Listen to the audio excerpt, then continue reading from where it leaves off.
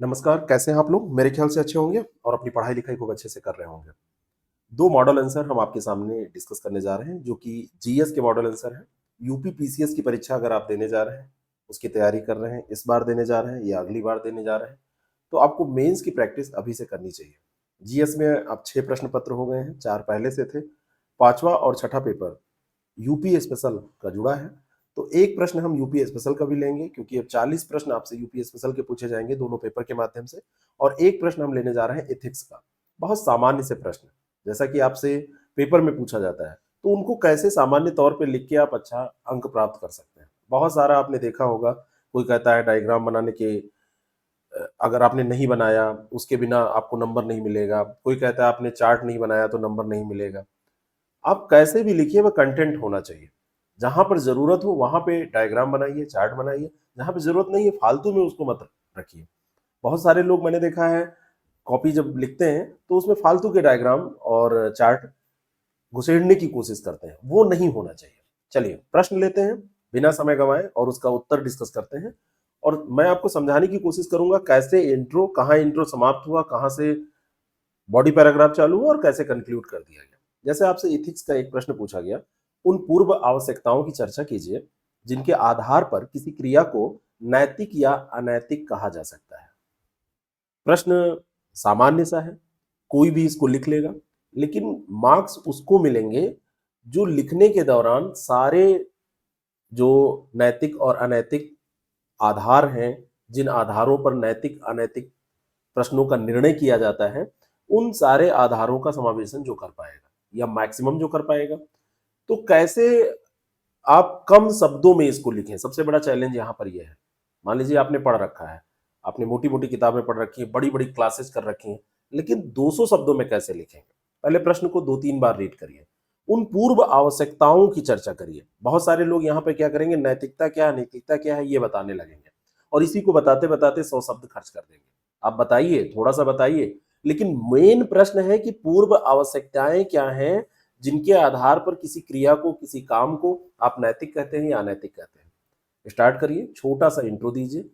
आप बताइए कि वास्तव में आचार या नैतिक नियम या नैतिकता होती क्या है, और इसी को बताने के क्रम में आगे बढ़ जाइए। आपने लिखा कि आचार एक नैतिक नियम होता है जिसका पालन करने या न करने पर समाज उस क्रिया पर नैतिक निर्णय करता है। आप उसका पालन कर रहे हैं या नहीं कर रहे हैं, इसी आधार पर नैतिक निर्णय लिया जाता है। प्रश्न आपका है नैतिकता या अनैतिकता का निर्णय कैसे लिया जाए, कोई चीज नैतिक है या अनैतिक है, और उसको अनैतिक या नैतिक इसी आधार पर कहा जाता है। इंट्रो आपका एक रूप में यहां पे हो गया। अब आगे आपको शुरू करना है तो वो भी आप इंट्रो में ही लिखेंगे कि किसी क्रिया को नैतिक या अनैतिक कहने के लिए कौन सी शर्तें होती हैं। अब इंट्रो में देखिए, यहां पर कोई फालतू बातें यहां नहीं की गई हैं। आचार एक नैतिक नियम है जिसका पालन करने या न करने पर समाज उस क्रिया पर नैतिक निर्णय लेता है। अगर पालन होगा तो वो नैतिक होगी, पालन नहीं होगा तो अनैतिक होगी। लेकिन इसको समझाना नहीं है, बंधे शब्दों में लिख देना है। अब उन आधारों को बताइए जो कि आपका मेन आंसर है, आपका जो ये मुख्य आंसर है वो यहां से स्टार्ट हो रहा है। और आपने यहीं पर लिख दिया कि नैतिक या अनैतिक कहने के लिए कौन सी शर्तें हैं। यही शर्तें आपको बतानी है, क्योंकि प्रश्न देखिए, पूर्व आवश्यकताओं की चर्चा, यानी कि पूर्व आवश्यकताएं यानी कि शर्तें। इसको दूसरे रूप में पूछा जा सकता है कि कंडीशंस कौन सी हैं, शर्तें कौन सी हैं, तो वो शर्तें आप बता दीजिए। पहली शर्त आप लिखिए बिना किसी हेडिंग के। ज्यादा आपके पास शब्द नहीं है, हेडिंग डालेंगे अलग से आपको शब्द खर्च करने पड़ेंगे। बुलेट पॉइंट बनाइए, लिखिए कि किसी क्रिया पर नैतिक निर्णय करने के लिए उस क्रिया का किसी आचार से संबंधित होना जरूरी है। अगर किसी आचार से संबंधित नहीं होगी तो हम कैसे जान पाएंगे कि ये नैतिक है या अनैतिक है ना? और आचार है क्या, ये आप बता चुके हैं तो बताने की कोई जरूरत नहीं है। आचार एक नैतिक नियम ही होता है, तो नैतिक नियम से संबंध होना उसका जरूरी है। जैसे अब मान लीजिए यहां पर हमने पप्पू लिख दिया है, आप एक्स लिख दीजिए, का लिख दीजिए, आ लिख दीजिए, या लिख दीजिए कि कोई लड़का, कोई लड़की, पप्पू, पिंकी, है ना, रजनी, कोई भी हो सकता है, रानी भी हो सकती है, कोई भी हो सकता है। तो आपने लिखा कि पप्पू का कुर्ते की जगह टी शर्ट पहनना। अब कुर्ते की जगह टी शर्ट पहनना कहीं भी नैतिकता के उसमें नहीं आता है कि पप्पू क्या पहनेगा। पहनने के आधार पर नैतिकता नहीं निर्धारित की जा सकती। तो किसी क्रिया पर नैतिक निर्णय अगर आपको लेना है, जैसे आपको कहा वो टी शर्ट पहन लिया है वो नैतिक नहीं है, ऐसे कैसे आप कह सकते हैं कि नैतिक नहीं है? क्योंकि ये कोई आचार से संबंधित ही नहीं है घटना, तो इस पर नैतिक निर्णय आप नहीं ले सकते। भाई पप्पू का मन है कुर्ता पहनने का, गर्मी थी, हवा थोड़ा सा जाए, थोड़ा ढीला ढाला पहनना चाहता था, लेकिन नैतिकता का इससे कोई तात्पर्य नहीं है ना। कोई इसका नैतिकता से कोई अर्थ निकल रहा है, कोई आप रिलेशन इससे निकाल पा रहे हैं, तो इस पे आप निर्णय नहीं ले सकते। इस घटना का कोई, अब किसी लड़की ने क्या पहना है, साड़ी पहनी है या सूट पहना है, इस पर आप नहीं निर्णय ले सकते कि वो नैतिक है कि अनैतिक है। बाकी सामाजिक दृष्टि से, धार्मिक दृष्टि से इसको आप रिलेट कर सकते हैं, समाज कैसा है, वो मॉडर्न है क्या है, या सब आप कह सकते हैं, लेकिन आप रिलेट नहीं कर सकते। तो इसलिए किसी आचार से संबंधित होना जरूरी है। पहला पॉइंट हो गया। दूसरे पे अब तेजी से बढ़ते हैं आगे। आचार पालन एक ऐच्छिक क्रिया है, जबरदस्ती कराई नहीं जाती है, इसलिए व्यक्ति का सामाजिकृत होना आवश्यक माना जाता है। व्यक्ति जब समाज में रहता है, समाज के नियमों से परिचित होता है, समाज के नियम उसको बताते हैं कि क्या नैतिक है क्या अनैतिक है। कोई जंगल में किसी जानवर को आपने देखा है कि नैतिकता का पाठ वो पढ़ा रहा था? कहानियां हमने गढ़ी हैं, अपने हिसाब से बनाई हैं, शिक्षा देने के लिए, है ना। उनके भाई किसी खरगोश को आपने देखा है कि उसने चड्डी नहीं पहनी तो उसको शर्म आ रही थी? उसको तो ये भी नहीं आ रहा था। कभी आपने किसी शेर को देखा है वो राजा होता है, मुकुट उकुट नहीं लगाया तो उसको फीलिंग नहीं आ रही है? भाई राजा हमने बना दिया है, लेकिन हमने कहां से सीखा कि राजा क्या होता है, राजा कैसे रहेगा, भिखारी कैसे रहेगा, एक सामान्य नागरिक कैसे रहेगा? ये हमारी बनाई हुई चीजें हैं, और ये आई कहां से? एक समाज में हम रहते हैं, तो सामाजिकृत होना आवश्यक है। वहीं से हमको पता चलता है कि नैतिकता अनैतिकता क्या है, कैसा आचरण किसमें आएगा। लेकिन समाज के नियमों से अपरिचित व्यक्ति को ये कुछ पता नहीं चलेगा। मान लीजिए कि जैसे जापान में जब आप किसी से भेंट करते हैं, मुलाकात करते हैं, तो उसके आदर में आप झुकते हैं, ऐसे कमर से झुक के, और उसको आदर देते हैं। लेकिन आप आयरलैंड चले जाएं तो आयरलैंड में अगर किसी के सामने आप झुके तो उसको इतना बुरा माना जाता है कि आप पिट जाएंगे। तो कोई जापानी गया आयरलैंड और उसने कहा किसी के स्वागत में, ऐसे झुक गया, स्वागत किया, नमस्कार किया, झुक के किया। अब पता चला उधर से उसने जूते चप्पल बारिश करना चालू कर दिया। दोनों समाजों में अंतर है, जापान का समाज, आयरलैंड का समाज, दोनों अलग अलग है। तो अनजान जापानी व्यक्ति की जो ये क्रिया थी, इस पर आप नैतिक निर्णय ले सकते हैं? नहीं ले सकते। इसीलिए जहां पे आप निर्णय ले रहे हैं उस समाज से संबद्ध होना, सामाजिकृत होना, समाज के नियमों, कानूनों, दायरों को जानना जरूरी है। तभी आप उस आचार का पालन करेंगे और वहां पर आप नैतिक या अनैतिक का निर्णय ले पाएंगे। किसी आचरण को नैतिक या अनैतिक तभी कहा जा सकता है जब कर्ता विवेकी हो, बुद्धि सब में होती है। जानवर में भी, बच्चे में भी, सब में बुद्धि होती है।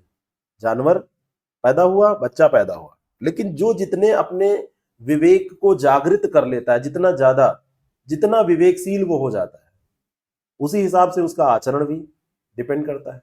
आप ये भी कह सकते हैं कई बार बहुत पढ़े लिखे लोग होते हैं और आप बताएंगे कि इतना पढ़ा लिखा इंसान है और इतना अनैतिक है।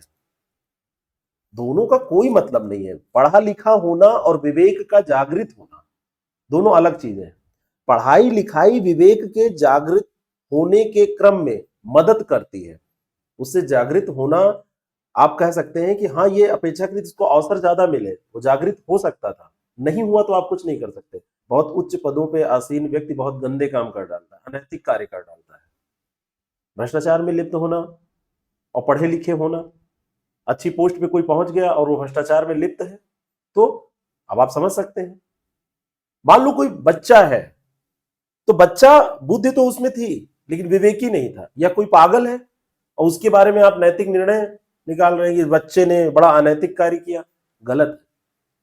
जब कर्ता विवेकी होगा तभी। तो सामान्य सा एक पॉइंट आपने ये डाल दिया। फिर आपने लिखा कि नैतिक निर्णय के लिए संकल्प स्वतंत्रता का होना आवश्यक है। संकल्प स्वातंत्र जरूरी है, यानी कि जो आचरण करता है वो किसी बाह्य सत्ता के प्रभाव में आके विवश होकर आचरण ना करे, डर के कारण आचरण ना करे। अगर डर के कारण आचरण कर रहा है, जैसे किसी की कनपटी पे आपने बंदूक लगा दी और पिस्टल लगा के कहा इस पे साइन करो नहीं तो फिर अपनी जान को दोगे। किसी के बच्चे को किडनैप कर लिया, कागजात पर साइन करवा लिए, हस्ताक्षर करा लिए, तो यहां पर तो संकल्प स्वतंत्रता रह नहीं गई, वो स्वतंत्र रह नहीं गया। आपने एक पॉइंट ये डाल दिया, तो इसके आधार पर नैतिक अनैतिक, और साइन बनवा लिया, कहा कि अरे बड़ा अनैतिक काम कर डाला उसने, इस पर साइन कर दिया, इससे बड़ा बुरा कार्य क्या हो सकता है। तो इस आधार पर भी आप निर्णय नहीं ले सकते। जब निर्णय आप ले रहे थे तब बंदूक तनी हुई थी, वो डरा हुआ था, सहमा हुआ था, धमकी उसको मिल रही थी तुम्हारे परिवार को नष्ट कर दे। एक पॉइंट और लिखिए कि जब किसी व्यक्ति द्वारा किसी आचार का उल्लंघन भूलवश होता है तो इस आचरण पर नैतिक निर्णय संभव नहीं है।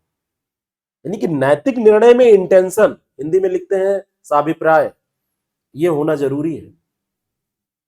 कार चला रहे हैं आप, जा रहे हैं और एक्सीडेंट हुआ, आप करना नहीं चाहते थे लेकिन एक्सीडेंट हो गया, आपकी गाड़ी के सामने कोई आ गया और वो उसकी डेथ हो गई, किसी व्यक्ति की जान चली गई, तो 302 का मुकदमा नहीं चलता है, व्हीकल एक्ट में वो केस चलता है। ऐसा क्यों होता है? ऐसा इसलिए क्योंकि उसका इंटेंशन नहीं था, उसने जाके लड़ा के नहीं मारा है, वो जा रहा था और जाते समय इत्तेफाकवश वो आ गया कोई व्यक्ति और उसकी जान चली गई। तो इंटेंशन भी देखा जाता है, साभिप्राय भी देखा जाता है। अब आपने यहां पर 5 पॉइंट दे दिए, इंट्रो में एक छोटा सा इंट्रो दिया, 10% 15% से ज्यादा शब्द आप इंट्रो में मत खर्च करिए। फिर आपने 200 शब्दों में लिखना है तो लगभग 150 शब्द यहां पर खर्च कर दिए, 150 160 शब्द, और फिर आप अंत में आए और बहुत भारी भरकम यहां पर आप अंत भी मत करिए कि इस प्रकार हमने देखा, ये होता है वो होता है, ये सब बवालबाजी नहीं। इस प्रकार उपयुक्त सभी पांचों तत्वों के एक साथ उपस्थित होने पर ही किसी आचरण पर नैतिक निर्णय लिया जा सकता है और उसे नैतिक या अनैतिक कहा जा सकता है। इतना आपने लिख दिया तो ये कंक्लूजन हो गया, क्योंकि यहां आपसे कोई सुझाव नहीं मांगा जा रहा था। फिर प्रश्न पे हम चलते हैं। उन पूर्व आवश्यकताओं की चर्चा कीजिए जिन आधार पर क्रिया को नैतिक या अनैतिक कहा जा सकता है। तो वो पूर्व शर्तें, यही 5 शर्तें थी, आपने लिख दिया। यहां पर किसी फ्लोचार्ट, किसी डायग्राम की जरूरत नहीं थी तो आपने नहीं डाला। इससे ज्यादा अगर एक पार्ट कोई और इसमें जोड़ देता कि उदाहरण सहित आप समझाइए, तो इन बातों को क्या किया जाता, एक आप बनाते कि ये आधार कौन से हैं और आधार को गोला बना के फिर चारों तरफ ये 5 बातें आप लिख देते और थोड़ा थोड़ा डिटेल भी यहां लिखते। लेकिन यहां कोई जरूरत नहीं थी, फुल स्कोप था पूरा समझाने का कम शब्दों में, तो आपने इसको समझा दिया। ऐसा लिखने के बाद आपके 60-70% नंबर कहीं नहीं जा रहे, इसके बीच मार्क्स मिल जाएंगे। एक प्रश्न और लेते हैं। उत्तर प्रदेश भौगोलिक विविधताओं का प्रदेश है, इसकी व्याख्या कीजिए। सामान्य सा प्रश्न है, इसको आप लिखिएगा, है ना। इसको मैं, यूपी का प्रश्न है, ये आपके लिए लेकर आए हैं, आप इसको लिखिएगा क्योंकि इसकी क्लास भी मैं ले चुका हूं। यहां पे थोड़ी कटिंग हुई थी तो अलग से इसीलिए लिख दिया गया। ये विविधताओं लिखा हुआ है, विविधताओं का प्रदेश है। थोड़ा सा थॉटफुल प्रश्न है, लेकिन इसमें है थॉट जैसा कुछ नहीं। देख के लग रहा है कि उत्तर प्रदेश भौगोलिक विविधताओं का प्रदेश है, व्याख्या कीजिए। आपसे पूछा क्या जा रहा है कि भू आकृति जो उत्तर प्रदेश की है, एक तो सामान्य सा आप परिचय देंगे कि उत्तर प्रदेश की स्थिति, अवस्थिति कहां है, और फिर आप बताएंगे कि जो भू आकृति है, भौगोलिक जो दशा है उत्तर प्रदेश की, तो उत्तर प्रदेश के भौगोलिक खंडों का यहां पे वर्णन करना है। और क्लास लेते समय मैंने आपको बताया था, वो क्लास भी आप देखिए पूरा। हम पेपर 6 और 5th और 6 दोनों करा रहे हैं, तो आप उसको देखिए। तो उसमें हमने 3 मुख्य डिवीजन बताए थे, भाबर, तराई, गंगा का मैदान और दक्षिण पठारी, ये 3 प्रदेश बताए थे। और हमने कहा था कुछ विद्वान चतुर्थ खंड के रूप में सहारनपुर का जो शिवालिक तलहटी क्षेत्र है, इसको भी मानते हैं। तो आप लिखिए कि ये 4 खंडों में बांटते हैं और फटाफट 4 खंडों को मैप में दिखा दीजिए। मैप लगभग ये सही बना है, आपने इसको दिखा दिया। और दिखाने के बाद में उत्तर प्रदेश यहां लिख दीजिए, उत्तर प्रदेश का भौगोलिक विभाजन है। और फिर एक एक खंड, जैसे भाबर तराई क्षेत्र के बारे में 35-40 शब्द लिखिए। गंगा के मैदानी भाग में थोड़ा सा ज्यादा मटेरियल होता है, तो यहां पर हमने थोड़ा सा चार्ट का उपयोग कर लिया कि गंगा के मैदानी भाग को निम्न रूप में बांटा जा सकता है, ऊपरी, मध्य और निम्न। लेकिन उत्तर प्रदेश में ऊपरी गंगा का मैदान और मध्य गंगा का मैदान, इसी का एरिया आता है। निम्न गंगा का मैदान यूपी में नहीं विस्तृत है, इसका विस्तार नहीं पाया जाता है। आप इस तरीके से इसको लिखिए, पूरा तो मैं बता ही दे रहा हूं। और फिर दक्षिण का पठारी क्षेत्र दिखाइए, और इसमें दिखाइए कि प्रदेश का जो दक्षिणी भाग है, उस भाग में विंध्य पर्वत श्रेणी का विस्तार पाया जाता है। और जब भी ये क्षेत्र आप लिख रहे हैं तो दो तीन चीजें यहां ध्यान देना है। एक तो आप लिखिए इसमें ढाल, ढाल बताने से बहुत सारी चीजें क्लियर हो जाती हैं। ढाल बताने से वहां की टोपोग्राफी पूरी क्लियर हो जाती है। आपने बता दिया ढाल, औसत ऊंचाई, उच्चावच के बारे में पता चल रहा है ना इससे। और आप बताइए कौन कौन सी नदियां बह रही हैं, है ना। आप बता दीजिए कि झांसी उच्च भूमि, मिर्जा उच्च भूमि, इसके दो छोटे प्रदेश हैं, कौन सा अधिक शुष्क है, तो आप बता दीजिए कि झांसी उच्च भूमि मिर्जापुर की तुलना में ज्यादा शुष्क है। और अंत में दिखा दीजिए कि इस प्रकार, क्योंकि ये विविधता है, यहाँ पे पर्वत, पठार, मैदान, हर एक तरीके के भाग पाए जाते हैं। दलदली भूमि, ये दराई और भावर क्षेत्र जो है, तराई और भावर क्षेत्र में, तराई क्षेत्र में आप जाएंगे दलदली भूमि आपको मिलेगी। ऊपर आपको उत्तर में मिलेगा भाबर, भाबर के दक्षिण में जाएंगे तराई क्षेत्र मिलेगा। और कहां से कहां तक विस्तृत है उसकी जो मुख्य विशेषताएं हैं। बाकी फसलें यहां पे आप नहीं बता पाएंगे क्योंकि आपके पास इतने शब्द नहीं है, इतना स्कोप नहीं है। उतने मेन मेन पॉइंट आप बताते चले जाइए, मुख्य मुख्य बातें, और अंत में ये लिख दीजिए कि इस प्रकार कहा जा सकता है कि उत्तर प्रदेश भौगोलिक विविधताओं का प्रदेश है, जिसमें पर्वत, पठार, मैदान, दलदल आदि सभी स्थल रूपों के दर्शन होते हैं। आपका आंसर हो गया। आपको इतने शब्दों में, 200 शब्दों में इससे ज्यादा लिखने को नहीं दिया जाता है कि आप इससे ज्यादा बताएंगे कहां पे कौन सी फसलें पैदा होती हैं, ये सब बताने लगेंगे तब तो बहुत ज्यादा हो जाएगा। आप गंगा के मैदान को ही नहीं लिख पाएंगे। इवन गंगा का मैदान तो बहुत ज्यादा विस्तृत है, दक्षिण का पठारी प्रदेश भी आप नहीं लिख पाएंगे। प्रैक्टिस करनी पड़ेगी आपको। अगर आप चाहते हैं कि प्रैक्टिस विधिवत करें, अगर आप चाहते हैं कि ये प्रैक्टिस आपकी कंटिन्यू चले और ऐसा आपको मॉडल आंसर भी मिलता रहे, तो हमारा एक प्रोग्राम है, आप उसको ज्वाइन कर सकते हैं। 100 दिवसीय उत्तर लेखन का ये अभ्यास कार्यक्रम है। 4 प्रश्न, मॉडल आंसर, माइंड मैप, जहां पर जो जरूरत होगी उसके सहित दिए जाते हैं। और पूरे सिलेबस को हम इसमें कवर करने की कोशिश कर रहे हैं कि पूरा सिलेबस 60-60 प्रश्नों के माध्यम से कवर हो जाए। और इसमें सबसे विशेष बात है कि ये क्लासेस हम ले रहे हैं जो इससे रिलेटेड है आपकी यूपी से, यूपी की 5वां और छठा जो पेपर है उससे संबंधित जितनी भी क्लासेज हैं वो आपको मिल जाएंगी। इन क्लासेस को भी आप करिए, और इन क्लासेस को केवल करिए ही नहीं, इसके नोट्स भी हम आपको देंगे, आप उनकी प्रैक्टिस करके उसको तैयार भी करिए। ऐसा नहीं कि बस क्लास कर लिया तो अब तैयार हुआ या नहीं हुआ आपने छोड़ दिया, ऐसा नहीं। और इसमें पेपर फर्स्ट से लेके 6 तक का आपका पूरा जो जीएस का आंसर है वो डेली प्रैक्टिस होगा। जैसे एक दिन हम करते हैं पेपर फर्स्ट और सेकंड, थर्ड, फोर्थ का, फिर दूसरे दिन शुरू करते हैं फिफ्थ, सिक्स, फिर सेकंड और फर्स्ट और सेकंड पे आ जाते हैं। फिर ऐसे ये क्रम चलता रहता है, यानी कि फर्स्ट टू 6 में ऐसे ही ये क्रम हम लेके चलते हैं। 2 क्वेश्चन आपको सुबह दिए जाते हैं, 2 क्वेश्चन शाम को दिए जाते हैं। उसका मॉडल आंसर जैसे हमने आपके सामने डिस्कस किया, ऐसा मॉडल आंसर आपको दिया जाता है। और इससे आप समझ सकते हैं कि कैसे लिखना है। आप जो लिखते हैं उससे तुलना करके देख सकते हैं कि कहाँ पर आप ज्यादा लिख रहे हैं, कहाँ पे कम लिख रहे हैं। और कोई भी आंसर परफेक्ट आंसर नहीं होता है, तरीके बहुत सारे होते हैं। हो सकता है इससे बेटर आपका आंसर हो सकता है आपको बिल्कुल समझ में ना आ रहा हो, हमने उसको बड़े आसानी से लिखा हो सकता है हमारा लिखने का तरीका आपको थोड़ा कठिन लगे, आप बड़ा अच्छा लिखें। तो ये सारी चीजें आपको एक ग्रुप में एक दूसरे को लिखते हुए, एक दूसरे को समझते हुए कैसे कोई आंसर को लिखता है, ये सारी चीजें अगर समझना है, आपको देखना है, तो आप इस कार्यक्रम में पार्टिसिपेट करके ये चीजें समझ सकते हैं। लिमिटेड सीट्स के लिए ये प्रोग्राम हमने रखा है, कम पैसे में, बहुत ज़्यादा इसमें भीड़ भी नहीं होनी है। ये हमारे कॉन्टैक्ट नंबर हैं, इस पर आप कॉन्टैक्ट करके व्हाट्सएप करके जानकारी ले सकते हैं। फिर हम मिलेंगे, फिर ऐसे क्वेश्चन आपके सामने रखेंगे, डिस्कस करेंगे। और नीचे डिस्क्रिप्शन बॉक्स में हमारा एक आंसर राइटिंग ग्रुप है, उसको आप ज्वाइन कर लीजिए। उसमें आप इन क्वेश्चंस को लिख के भेज सकते हैं, वहाँ पर एक दूसरे का आंसर भी पढ़ सकते हैं, जो कि वो फ्री है, उसमें कोई आपसे फीस नहीं ली जाएगी। ये कार्यक्रम इसलिए हमको, क्योंकि इसमें मॉडल आंसर हम दे रहे हैं, मॉडल आंसर देने में टीम वर्क होता है, रोज उसको रेगुलर बेसिस पे 4 क्वेश्चन का आंसर देना और मैनेज करना, तो आपसे एक सूक्ष्म शुल्क यहाँ पर अपेक्षित है। बाकी इसमें जो हमने बताया कि आपको भेज देना है इसको लिख के, वहाँ पे कोई शुल्क नहीं है। आप अपने आंसर को वहाँ पे सबमिट कर सकते हैं, दूसरे के आंसर को पढ़ सकते हैं, वहाँ पे क्वेश्चन रेगुलर बेसिस पे दिए जाते हैं। Thank you so much. लिखने की प्रैक्टिस आपको सफलता दिलाएगी, ये बात जितनी जल्दी आप समझ जाएंगे, आप सफलता के उतने करीब होंगे।